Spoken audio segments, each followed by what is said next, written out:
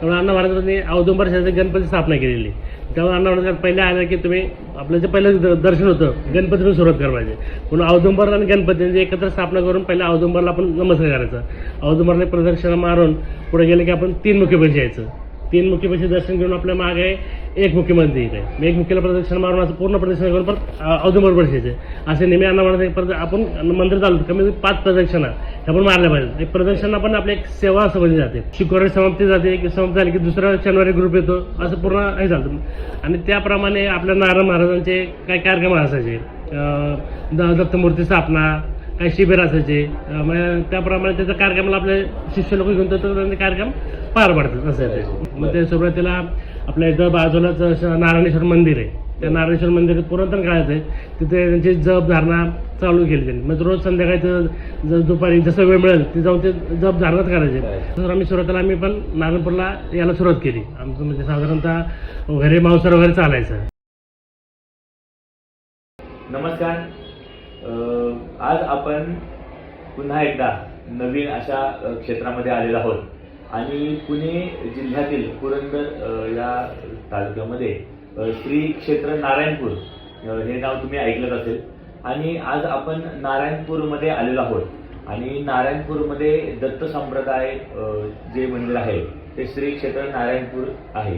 त्या दत्त संप्रदायामध्ये श्री क्षेत्र नारायणपूरला खूप महत्त्वाचं स्थान दिलेलं आहे आणि पूर्ण महाराष्ट्रामध्ये दत्त संप्रदायाचं असं एकमेव ठिकाण आहे ज्या ठिकाणी फक्त एकमुखी दत्ताची मूर्तीची प्राणप्रतिष्ठा केलेली आहे. आणि या मूर्तीचं नक्की काय वैशिष्ट्य आहे, या मंदिराच्या क्षेत्रामध्ये दत्त जयंतीला किंवा पौर्णिमेला किंवा दर गुरुवारी कशा पद्धतीने आरती वगैरे केली जाते, कशा पद्धतीने सेवा केली जाते आणि कशा पद्धतीने ह्या सगळ्या गोष्टी किंवा दत्त महाराजांची सेवा या ठिकाणी चालते, नारायण महाराजांनी कशा पद्धतीने ते पूर्ण स्थापना केलेली आहे मंदिराची आणि नारायण महाराजांनी कशा पद्धतीने ह्या सगळ्या गोष्टी लहानपणापासून केलेल्या आहोत, हे सगळं आपण जाणून घेणार आहोत या व्हिडिओच्या माध्यमातून. आणि आज आपल्याशी बोलणार आहेत नारायण महाराजांचे शिष्य आहेत ते. चला आपण त्यांच्याशी संवाद साधूयात या सगळ्या गोष्टीवरती. नमस्कार दादा. नमस्कार. आपलं पूर्ण नाव आपल्या लोकांना सांगा आणि तुम्ही कधीपासून इथं सेवा करत आहात एक थोडीशी माहिती द्या आणि मग आपण चर्चेला सुरुवात करूया. नमस्कार, मी संदीप शिवाजी कुंजीर, सद्गुरू नारायण महाराज यांचा शिष्य आहे. मी साधारणतः इथं दीक्षा घेऊन साधारणतः माझी दीक्षा 1919 साली झालेली. तेव्हापासून मी इथं सद्गुरू नारायण महाराजांच्या मंदिरात सेवेसाठी रुजू झालेलं आहे.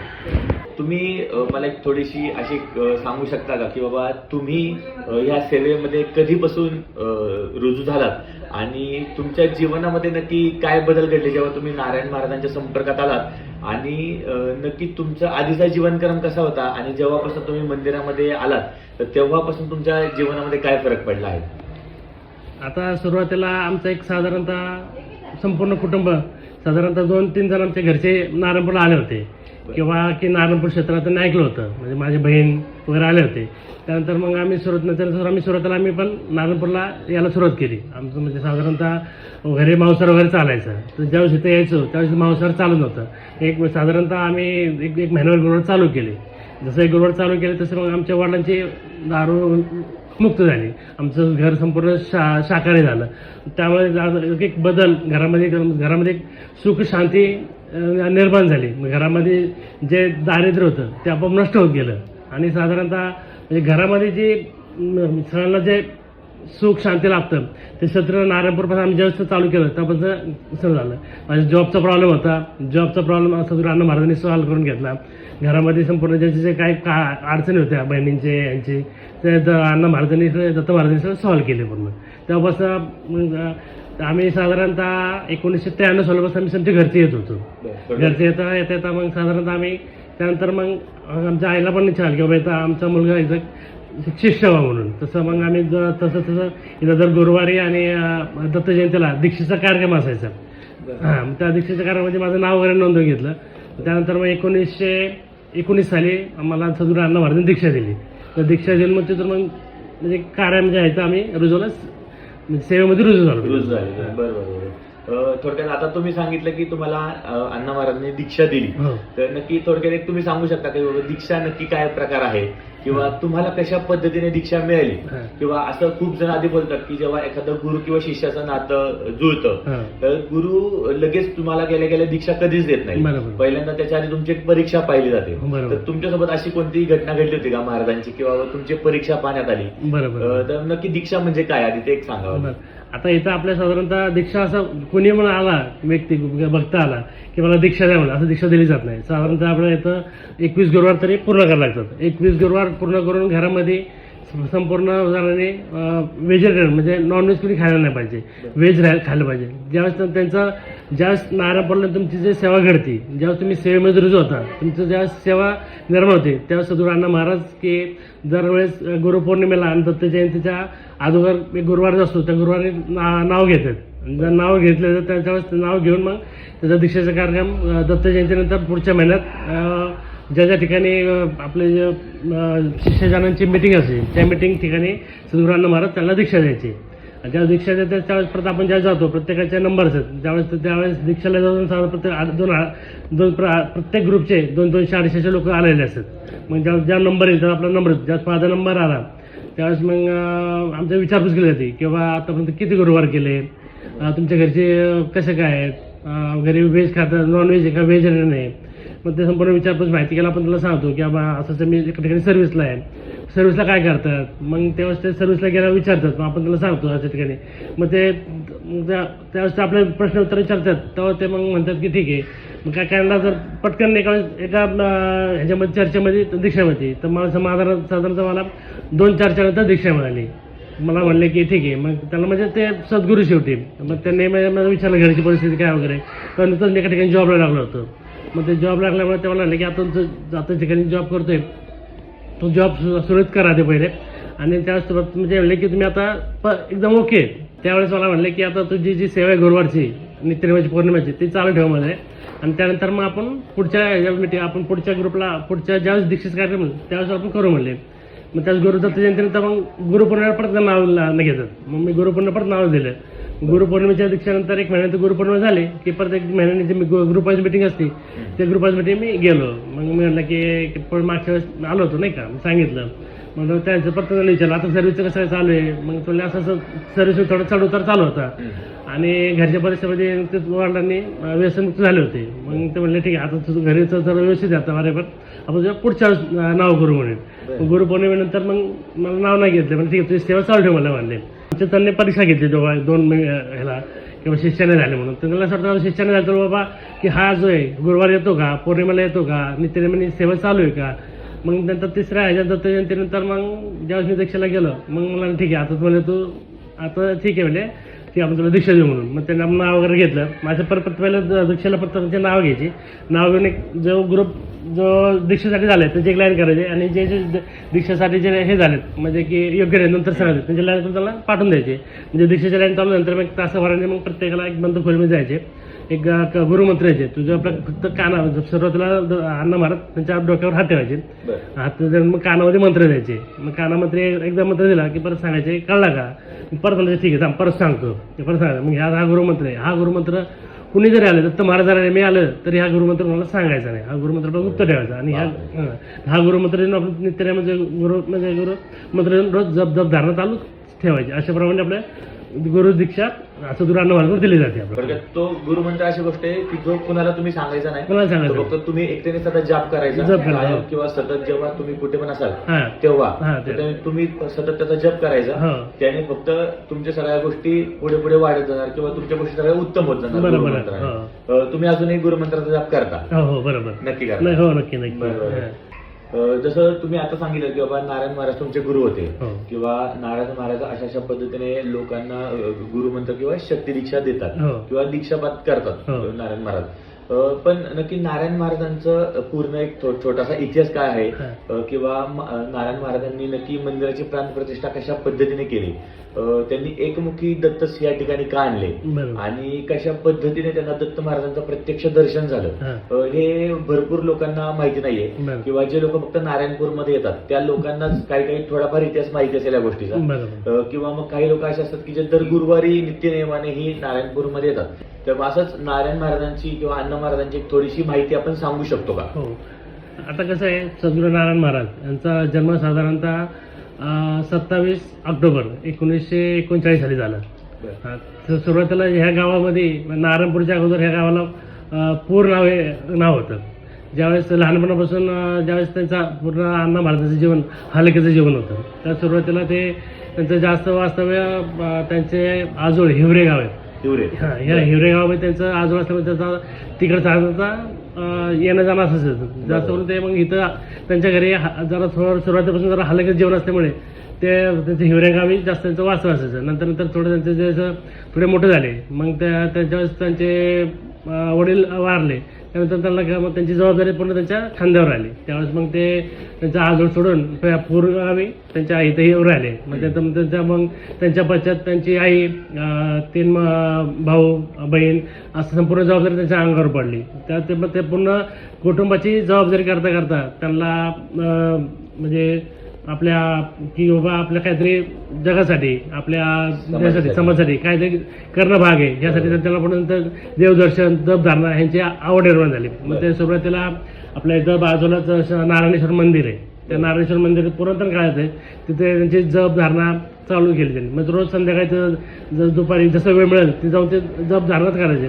ते लोक मंदिर खूप जुनं असल्यामुळे लोक अंधारासमोर लोक जायचे नाही, पण अण्णा महाराज जाऊन बसायचे, तप करायचे. लोक म्हणायचे की एवढं लहान मुलं जातोय, कसं हे बसतोय, काय रे, तरी अण्णा कोणाला म्हणजे नाही का म्हणायचे काय करतात ते, तरी अण्णा महाराज जाऊन जपधारणा करून करायचे. तिथून जपधारणा करतात त्यांना तिथून शंकर महाराजांचं म्हणजे असं वाटलं की आता ह्यांना आपण प्रसन्न करून आपल्याला जमत काय करता येईल ह्यांनी ते ठरवलं त्याला. त्यानुसार त्यांनी मग ते तप केले, धारणा केली. त्यानंतर मग त्यांनी नारायणेश्वर महाराजांनी त्यांना एक की आपल्या आवाज स्वरूपात दर्शन दिलं, दोन्ही स्वरूपात दिलं. तर ते म्हणले की मला बाबा शंकर महाराज, मी कधी तुमची जपधारणा आराधना करतोय, तर मग मला तुम्हाला प्रत्यक्ष दर्शन पाहिजे. तर शंकर महाराज म्हणले की ह्या जगात आतापर्यंत मी कोणाला प्रत्यक्ष दर्शन दिलेलं नाहीये, त्यामुळे हे कलियुग आहे, म्हणजे त्यामुळे तुम्हाला एक साधारणतः मी दर्शन दिले, त्यामुळे तुम्ही त्याप्रमाणे आपले समाजकारण पुढे चालू ठेवा मला म्हणले, त्यांना म्हणले. तर मग त्यांनी तिथून मग त्यांचं आवडतं जेव्हा शंकर महाराज होते, दत्त महाराज गणपती होते, मग तिथून त्यांनी मग आपल्या इथं त्यांच्या घरासमोर त्यानंतर मग एक 5 औदुंबर ते झाड आले, आपोआप आले तिथं. मग त्यांनी मग आता त्यांनी म्हणजे बरं जण विचारते औदुंबर 5 झाडं आलेत, आता औदुंबर झाडाचं आपण उपटून फेकू शकत नाहीत. मग त्यांनी काय केलं, त्यातलं साधारणतः 4 झाडं आहेत, तिथून 4 झाडे आपल्या माती घेऊन त्यांनी ते 4 झाडं बुजून टाकले आणि त्यातलं एक औदुंबर झाड त्यांनी तसंच ठेवलं. त्या औदुंबरला पूजा आणि प्रदर्शनाला सुरुवात केली. ते झाड साधारणतः 1965 साली ते औदुंबरचं झाड आलं होतं. ते झाड आतापर्यंत आपल्या इथं अगदी तसंच आहे, तसं तयार आहे मोठं. मग त्या औदुंबरला प्रदर्शना मारायचे, पूजा करायचे. मग तिथून त्यांनी मग त्या औदुंबरला प्रदर्शना मारता त्यांना एकमुखी दत्ताचं, आपले जे दत्ता एकमुखी दत्त आहेत त्या स्वरूपात विष्णूंनी त्यांना दत्तमाला दर्शन दिलं. मग तिथून दर्शन दिल्यानंतर मग तिथून त्यांनी साधारणतः एकमुखी दत्ताच्या अगोदर जिथं 3 मुखी मंदिर आहेत, त्यांनी स्वतः 3 मुखी मंदिराची स्थापना केली होती. जसं ज्या ठिकाणी गाणगापूरला आहे त्याप्रमाणे एक छोटीशी खिडकी आहे, त्या निर्गुण पादुक आहेत आणि दत्त महाराजाची मूर्ती आहे आणि त्यांच्या पादुक आहेत. त्याप्रमाणे त्यांनी त्या मंदिराचा म्हणजे पूजा प्रताप चालू केली त्यांनी तिथून.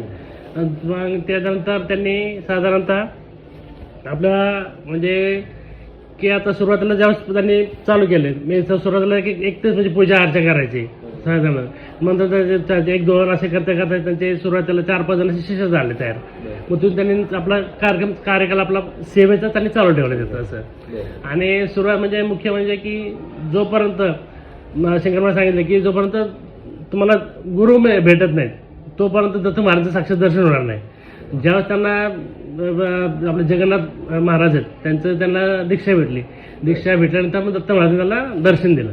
असं पूर्ण एक थोडक्यात गुरु हा किती महत्वाचा भाग आहे आपल्या आयुष्यातला हे ह्याच्यातनं कळतं की जोपर्यंत तुम्हाला गुरु मिळत नाही तोपर्यंत तुम्हाला एक जो रस्ता पुढे जायचा आहे तो तुम्हाला मिळत नाही. त्यामुळे प्रत्येकाने गुरु करावा, बरोबर, ही खूप महत्वाची गोष्ट आहे आपल्या जीवनातली. बरोबर. मग त्याच्यानंतर पुढे कसं झालं, मग त्यांनी ज्यावेळेस गुरु केला त्यानंतर मग ठरवलं की आता आपला समाज कार्याचं चालू करा पाहिजे. मग त्यांना आपल्या नारायणपूरला मेन उद्देश चालू झाला की माणसातला माणूस जागा करणे मेन उद्देश आहे. तर माणसातला माणूस जागा करणं म्हणजे काय करायचं की बाबा जो माणूस आहे तो माणूस हा माणसासारखा वागला पाहिजे. माणसाला वागला पाहिजे की त्याने की प्रत्येक आपण काहीतरी समाज काहीतरी देणं लागतंय तर समाजासाठी करणं आपलं काहीतरी भाग आहे. मग समाजासाठी देणं भाग आहे. मग सुरुवातीला आपण मग की बाबा राग, लोभ, द्वेष हा आपण पूर्ण सोडून देऊन की प्रत्येकाला सांगलं पाहिजे की तू जीवनात आलाय तर जीवनात आला पण तू काहीतरी करायला पाहिजे, काहीतरी परोपकार केले पाहिजे. परोपकार जर करशील त्यावेळेस तुला काहीतरी मिळणार. मिळालं म्हणजे तुला जर काय मिळलं तर तू दुसऱ्याला सांगू शकतो, मग दुसरे लोक त्याप्रमाणे वागतील. म्हणजे जग आपला एक साधारणतः की व्यवस्थित मार्गाने जग निर्माण तयार होईल. असं जगासाठी काहीतरी करायचं म्हणून आपल्या अण्णा महाराजांनी माणसातला माणूस जागा करणे ही पहिले आपली सुरुवात केली. असं चालू येईल. आणि म्हणजे मेन आता हे जे अण्णा महाराज हे एक लोकसंत आहेत. सुरुवातीला लोकसंत म्हणजे की लोकांसाठी झटणं म्हणजे सुरुवातीला आता अण्णा महाराजांनी हे तर उद्देश चालू केलं की माणसाचा माणूस जागा करणे. पण त्यानंतर कालांतराने काय लोक यायला लागले आणि नंतर येता येता लोकांची इथं येऊन मांसाहार सुटला, दारू व्यसनमुक्त व्हायला लागले. पण प्रत्येकाच्या मनात हे झाले की बाबा नारायणपूरला गेलं की बाबा इथं आलं की आपल्या लोकांची दारू सुटते. मानव ठीक आहे, आपलं जर काय दर्शन काहीतरी होतंय, आपण जर माणसाला तर मग अण्णांनी काय केलं की बाबा जो इथं येईल त्या माणूस कसं नाही त्याला आपला करून घेतला. समजा अण्णांचा उद्देश काय होता की समजा एक दारोडा आहे, समजा एक दारोडा जर आला तो साधारणतः दारू पिऊन काय करतो, आपल्या कुटुंबाला त्रास देतो, कुटुंबाला त्रास देता, आपल्या चाळीला त्रास देतो. एक चाळीला त्रास दिल्यामध्ये की एक म्हणजे व्यसन माणूस आपल्या कुटुंब जीवनात एक 100-200 लोकांना त्रास देतो. मग अण्णा महाराजांनी केलं की त्याला आपल्या जवळ घेऊन त्याला व्यसनमुक्त करूया म्हणलं पहिले. मग तो व्यसनमुक्त झाला की त्याला दीक्षा देऊया. म्हणजे असे जे आलं दीक्षा घेतले आणि सरळ मार्गी असं कोण नाही. तो असं व्यसनमुक्त म्हणजे होण्यासाठी दारोडा होता किंवा असा की गुन्हेगार पडवतो होता किंवा रागी लोभी असं करत होतं. त्याला असं अण्णांनी जवळ करून त्याला दीक्षा दिली. म्हणजे जो आता इथं जो आलाय जो म्हणजे की त्याच्या घरी व्यवस्थित नाही किंवा तो त्रास झालेला किंवा त्याची पार्श्वभूमी एक वेगळी गुन्हेगारी सरपंच अशा लोकांना त्यांनी अण्णांनी त्यांच्यातला माणसाचा माणूस जागा केला आणि त्याला दीक्षा घेऊन नंतर आपली सेवा चालू केली. अशा पद्धतीने सेवा चालू केली अण्णा महाराजांनी आपल्या. छान. जसं तुम्ही आता सांगितलं की बाबा अण्णा महाराजांनी ह्या सगळ्या समाजसेवा वगैरे चालू केल्या आणि भरपूर लोकांना त्यांनी जवळ आणलं आपल्या लोकांच्या. आता अण्णा महाराजांचे असे किती शिष्य आहेत आणि किती लोकांना दीक्षा दिलेली आहे महाराजांनी? आता सुरुवातीपासून ज्यावेळेस दीक्षेचं काम झालं की साधारणतः 1980 पासून दीक्षेचं काम चालू झालं. त्यातून सुरुवातीला असे 10-100 करता आता 2,500 ते 3,000 अण्णा महाराजांचे शिष्य आहेत. 3,000 महाराजांचे शिष्य आहेत. हो शिष्य आहेत. पण आता शिष्य एवढे करून घेण्याचे कार्य म्हणजे उद्देश आहे की आता की आपल्या इथं श्री नारायणपूर येते अखंड पारायण चालतं. अखंड पारायण चालतं. त्या पारायणमध्ये प्रत्येक म्हणजे शनिवारी एक 10 जणांचा ग्रुप येतो. शुक्रवारी समाप्ती जाते की समाप्ती झाली की दुसरा शनिवारी ग्रुप येतो. असं पूर्ण हे चालतं. आणि त्याप्रमाणे आपल्या नारायण महाराजांचे काही कार्यक्रम असायचे. दत्तमूर्ती स्थापना, काही शिबिर असायचे.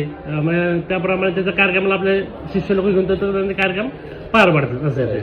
आणि अण्णा महाराजांचे म्हणजे की त्यांनी सुरुवातीपासून हे राहिले की संन्यासी राहिले म्हणजे की त्यांनी म्हणजे पहिल्यापासून अविवाद राहून त्यांनी आपल्या जगाचं कार्य पुढे चालू ठेवलं.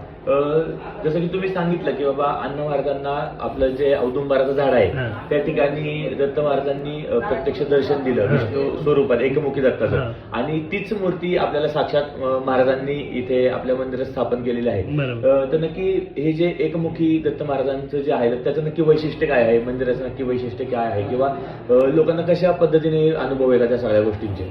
आता इथं एकमुखीची स्थापना करण्यामागे दत्त महाराज की सुरुवात आपल्या ज्या गुरुचरित्रामध्ये म्हणजे अध्याय गुरुचरित्राच्या म्हणजे पुस्तकाच्या आधारे तयार केलेले. गुरुचरित्रामध्ये जसं अनुसूया मात्याला गर्वहरण करण्यासाठी ब्रह्मा विष्णू महेश यांच्या पत्नींनी ज्यावेळेस खाली पाठवलं की बाबा की अनुसूया माता आहेत त्या म्हणजे खूप प्रतिवत आहेत त्यांचं तुम्ही गर्वहरण करा म्हणले.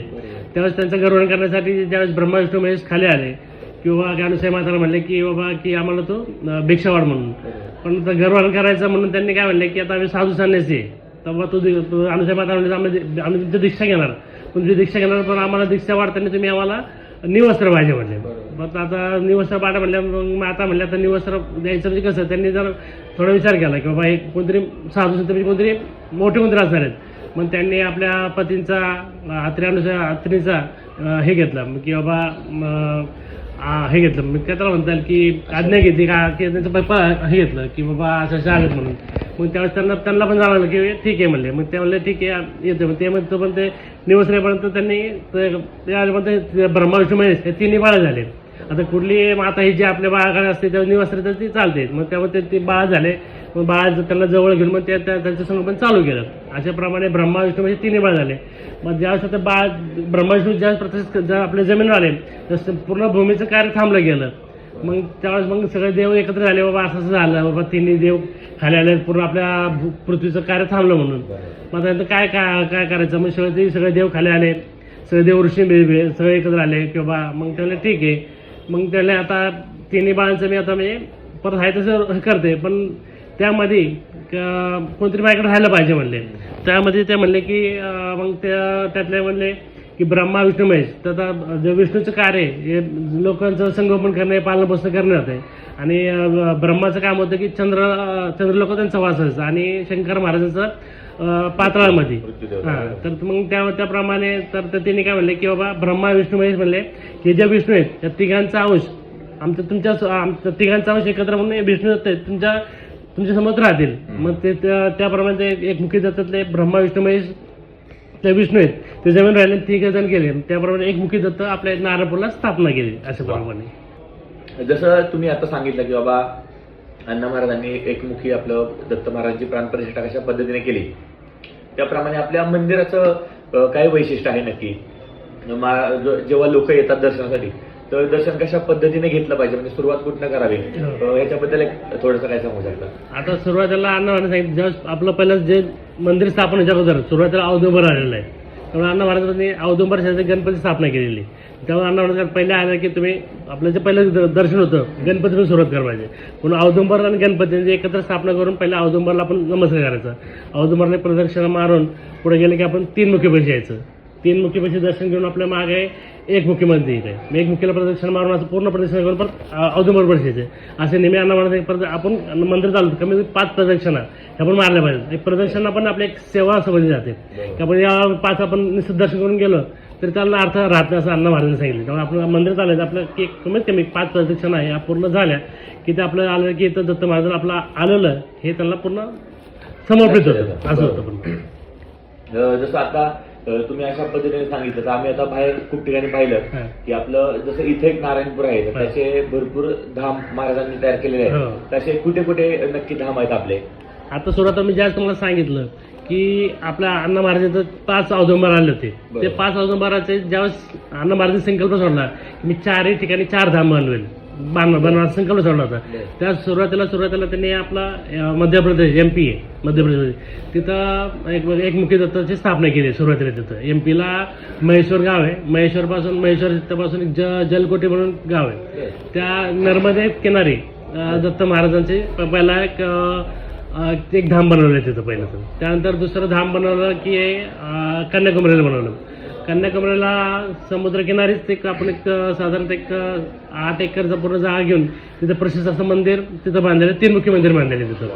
आणि तिथं मंदिर बांधण्याचं वैशिष्ट्य असं की तिथं एक 250 वर्षापूर्वी एका ग्रंथामध्ये लिहिलं होतं की महाराष्ट्रामधून एक नारायण महाराज असं नारायण म्हणून असं नाव लिहिलं की तिथं एक नारायण महाराज म्हणून तिथं येतील आणि तिथं आपल्या इथं दत्त महाराजांचं धाम होणार म्हणजे दत्त महाराजांचं मंदिर होणार असं हे आधी लिहून ठेवले. आधी 250 वर्षापूर्वी लिहिले. त्या ज्यावेळेस आपण मंदिराचं काम चालू झालं त्यावेळेस तिथले लोक आले बाबा काय करतात वगैरे त्यावेळेस असं आपण दत्त महाराज मंदिर बांधले. मग त्यानंतर मग त्या जो महाराजच्या बाजूला एक महाराज होते जिथं त्यांच्याकडे पोथी भरून असतात ते त्यांनी सांगितलं की त्यांनी विचारलं त्यांचं नाव काय वगैरे. मग त्यांनी वासाचं महाराष्ट्रामधून एक नारायण महाराज आहेत ते हे मंदिर बांधलं म्हणून त्याला इथं पुस्तक घेऊन आला की बाबा सांगितलं बघा इथं पुस्तकात नोंद आहे पूर्ण त्यांचं दाखवलं की बाबा 250 वर्षाची आपल्या लिहिलं की बाबा इथं सगळं म्हणजे नारायण महाराज येऊन इथं मंदिर बांधणार आहे म्हणून. इथं समुद्र किनारी तसं आपण एक पूर्ण मंदिर बांधलेलं इथं 3मुखी असं. तिथं म्हणजे मंदिर बांधण्याचं म्हणजे ते एक आपलं आत्रेय ऋषीचं म्हणजे ते मंदिर म्हणजे पूर्ण असं की एक साधारण कन्याकुमारीचं 8 किलोमीटर असं गाव आहे असं पूर्ण असं मंदिर बांधले. तिसरं जे बांधलेलं आपण एक कलकत्त्याला बांधलेलं आहे. कलकत्त्याला आपण 3मुखी मंदिर बांधलेलं आहे. त्यांचे जे मामा आहेत त्यांच्या मामाच्या त्यांचा ह्याला त्या हिशोबाने मग त्या कलकत्त्याला ते आपलं तिसरं धाम झालेलं आहे. त्यानंतर चौथं जे उत्तराखंडला आहे, आपला मध्य UP आणि उत्तराखंड यांच्या बॉर्डरवरती त्या ठिकाणी चौथं धाम पूर्ण झाले. असे करून 4 धाम बांधलेले पूर्ण. आणि ज्या 4 धाम बांधले जेव्हा आपल्या अवधूबर आले, 4 अवधूबर आले, त्या 4 अवधूबर काय आले त्यानंतर तो उलगडा बाबा 4 धामला पण 4 अवधूबर त्या ठिकाणी स्थापन केलेले आहेत. तसं अशा प्रमाणे 4 धाम अण्णा महाराजांनी बांधलेले आहेत. जसं आता आपण सांगितलं की बाबा की दर गुरुवारी आपल्या नारायणपूरमध्ये येणारे पण खूप लोक आहेत आणि खूप भक्तगण आहेत आणि आजकाल एक तरुण पिढी पण खूप आकर्षित होतीये आपलं नारायणपूरकडे. आणि दर गुरुवारी रोज सकाळी आरतीला येणं हे तरुण पिढीचं पण आता एक हे झालेलं आहे बाबा, नित्यक्रम झालेला आहे. की खूप लोकांचं असं म्हणणं आहे की जेव्हा तुम्ही नारायणपूरमध्ये येता किंवा एखादी मागणी मागता तर ती 100% तुमची पूर्ण होते. जेव्हा तुम्ही एखादी इच्छा धरून या ठिकाणी येत आहे तर ती 100% पूर्ण होते. आणि असं खूप जणांना अनुभव सुद्धा आलेला आहे. तर तुम्हाला जर अनुभव आला असेल अशा गोष्टींचा, नारायणपूरला तुम्ही जात असाल तर तुम्ही आपल्या कमेंट सेक्शन मध्ये नक्की सांगा. आणि तुम्हाला अशा पद्धतीने कोणता अनुभव आलेला आहे का दत्त महाराजांचा किंवा अण्णा महाराजांचा, असं तुमचा स्वानुभव कुठला आहे का? आता सुरुवातीला मी माझे ज्या सुरुवातीला सर्व्हिसला होतो ज्या ठिकाणी, त्या सुरुवातीला अण्णांनी सांगितलं होतं की कुठल्याही इनेन ह्याच्यामध्ये काय पडू नको म्हणले. तरी आता इनेला कसं आता आपला जो कामगार वर्ग आहे तर समोर त्यांच्यासोबत राहायचं म्हणलं की ते ग्रुप म्हणून तेव्हा आपण त्या ह्याच्यामध्ये राहायला गेलो. मग त्यानंतर ते कंपनीमध्ये काही स्ट्राईक वगैरे झाला वगैरे, तर मग स्ट्राईक वगैरे झाल्या मग काय आमचे काय जण होते त्यातले काही लोक टर्मिनेट केले. तर त्यामध्ये सस्पेंड केले एका टर्मिनेट, त्यामध्ये माझा नंबर आला की टर्मिनेट केलं मला म्हणून. तर मी अण्णा महाराजांना भेटलो की असं असं झालं म्हणून. ते मला तर सुरुवातीला मला म्हणले होते की आपलं काम आणि आपण ह्याच्यावर लक्ष दे म्हणून. तरी ते न करता मी म्हणजे गुरुचं न ऐकल्यावर किती परिणाम होतो हे उदाहरण जीवनचं. तरी मग त्या ह्याच्यामध्ये झालं, त्यांना म्हणलं ठीक आहे तुझी सेवा चालू ठेव म्हणून. त्यामध्ये त्या जो त्या युनियनचा काळाचा 2-3 वर्ष 4 वर्ष चालू होतं. त्या ह्याच्यामध्ये अण्णा महाराज म्हणजे दत्त महाराजांच्या कृपेमध्ये त्या 4 वर्षामध्ये म्हणजे असं जाणवलं की अण्णा अण्णा महाराज आमच्या बरोबर असायचे. म्हणजे त्यामध्ये माझ्या घरामध्ये म्हणजे कसले म्हणजे वातावरण म्हणजे असं नाही की बाबा की कमी पडलं नाही. म्हणजे आमचं घर म्हणजे दत्त महाराज अण्णा महाराज चालत होते. असं हा माझा जिवंत मोठा अनुभव असं बरं. आणि त्यामुळे घरातलं जे वातावरण होतं की व्यवस्थित राहणं हे सद्गुरू आपल्या फक्त दत्त महाराज अण्णा महाराजांमुळे झालेलं आहे. हा माझं जिवंत उदाहरण पण असं. माझ्या अण्णा महाराजांचा देहांत आत्ताच कधी झाला त्याच्याबद्दल एक थोडंसं. आता साधारणतः अण्णांचा म्हणजे देवास आपल्या साधारणतः आता 9 ऑक्टोबरचा आधी 1924 साली झालं त्यांचा. पण त्यामध्ये त्यांनी आता 1 वर्ष त्यांचा होऊन त्यांचं 1 वर्ष झाले जातं. आणि ते आता वर्ष झालं तरी त्यांचं आपण एक समाधी स्वरूपात जिथं आपण एक 2001 साली 2002 साली मोठा यज्ञ केला होता. यज्ञाच्या ठिकाणी त्यांचं आपण समाधी बांधतो होता. समाधी तयार केली. समाधी मंदिराचा तो का 1-2 दिवसापूर्वी एक भूमिपूजन झालेलं जातं. भूमिपूजन त्यांचं एक साधारण मोठं असं मंदिर बांधतो आपण की लोकांच्या आग्रह असतील किंवा यांचं एक साधारणतः असं मंदिर असं म्हणून ते मंदिराचं काम आता आपण चालू केलेलं आहे. आता त्याचं भूमिपूजन तर आता भूमिपूजन झालेलं आहे आणि मंदिराचं काम आता थोडं दत्तजयंती चालू होईल आता जशी अण्णा महाराजांची एक गादी आहे तर आता सध्या ते कोण पाहत आहे आणि त्यांच्याकडे लोक प्रश्न वगैरे घेऊन येतात का किंवा इथे अशा काही गोष्टी पाहिल्या जातात का? हो, आता त्यांच्यानंतर साधारणतः की त्यांचं अण्णा काय म्हणलं की त्यांचं एक वारसदार असावं. तर वारसानुसार त्यांनी आपल्या आमच्यात एक शिष्यामधले आहेत त्यांचे पुतणे श्री पोपट स्वामी म्हणून, त्याला आम्ही पोपट महाराज त्याला आम्ही स्वामी होतं. त्याला आताच आम्ही श्री टेंबे स्वामी म्हणून त्याला संबोधित करून संपूर्ण आता ते पूर्ण या नारायणपूरची पूर्ण देखभाल संपूर्ण लोकांचे समस्या संपूर्ण लोकांचे काय हवेत शिष्य लोकांची पूर्ण जसे सद्गुरू अण्णा महाराज आमच्या ज्याप्रमाणे करायचे आता सद्गुरू त्याप्रमाणे टेंबे स्वामी आम्ही त्यांना म्हणतो.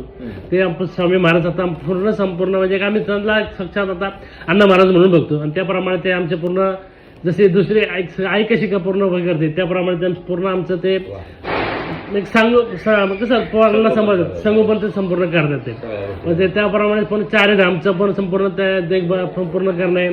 त्याप्रमाणे आपलं शिबिर म्हणा काय म्हणा लोकांचे काय अडचणीस म्हणा ते संपूर्ण ते पूर्ण हे करतात पूर्ण.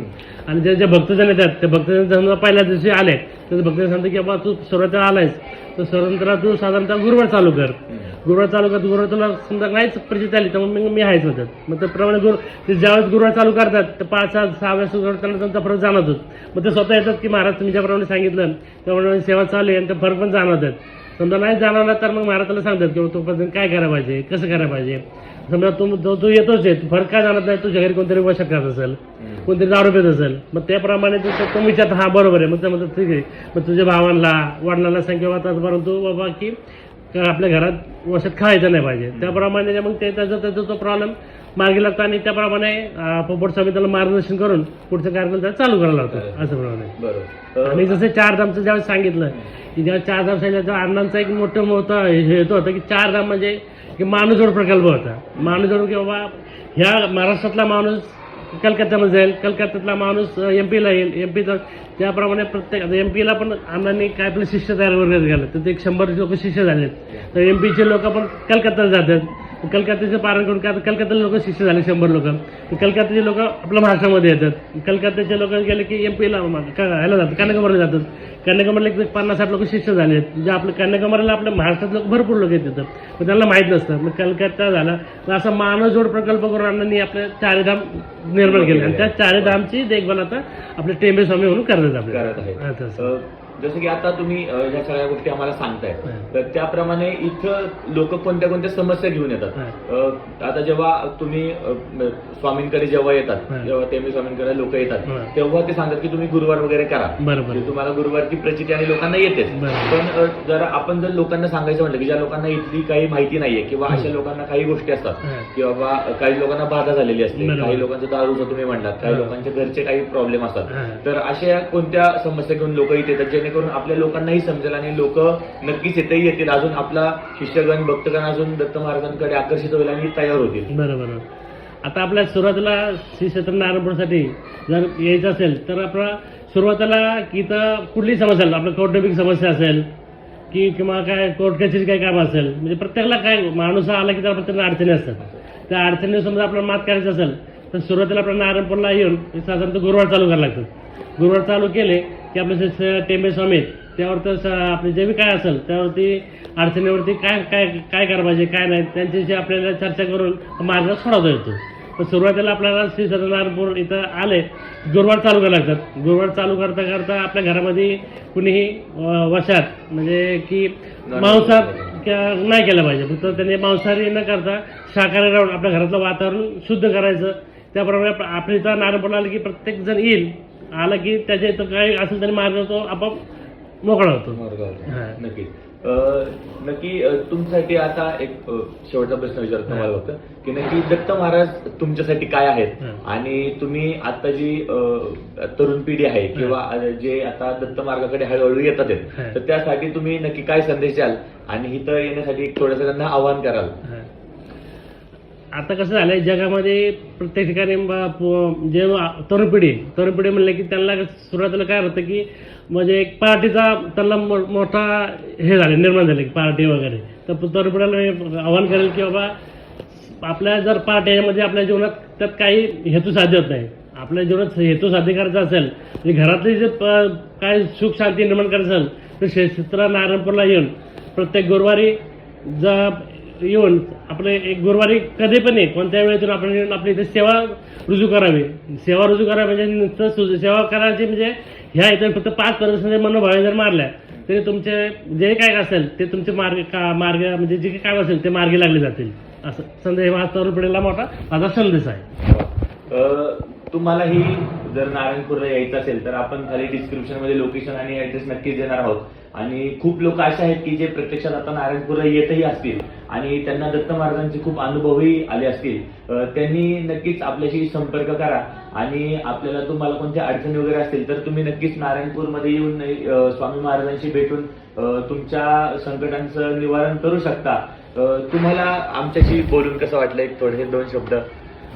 तुमचं जे कार्य आहे खूप मोठं कार्य आहे, कारण हे कार्य जर पोटात पोहोचवायचं म्हणजे एक मोठी सेवा असते आणि हे सेवेच्या माध्यमातून तुम्ही काय करतायत त्यासोबत दत्त महाराज तुम्हाला साक्षात मोठं यश देणार. हे दत्ताचार्य आणि अण्णा महाराजांनी आणि टेंबे स्वामींनी प्रार्थना.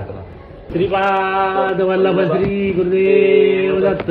श्रीपाद वल्लभ श्री गुरुदेव दत्त. दत्त श्रीपाद वल्लभ श्री गुरुदेव दत्त सद्गुरु अप्पा माऊली महाराज की जय सद्गुरु नारायण महाराज की जय सद्गुरु टेंबे स्वामी महाराज की जय गुरुदेव दत्त गुरुदेव दत्त गुरुदेव दत्त